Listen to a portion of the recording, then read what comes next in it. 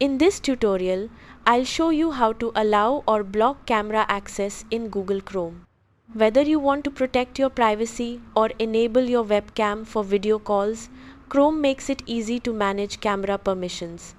First, open Google Chrome on your computer. Click the three-dot menu in the top right corner and select Settings. In the left sidebar, click Privacy and Security, then select Site Settings. Under the Permissions section, click Camera. To allow websites to request camera access, select Sites can ask to use your camera.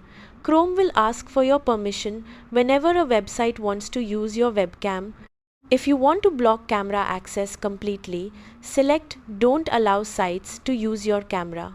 Websites will no longer be able to access your camera unless you change this setting later. To manage permissions for a specific website, scroll down to the Allowed to use your camera or Not allowed to use your camera sections. Select the website and change its permission to allow or block as needed.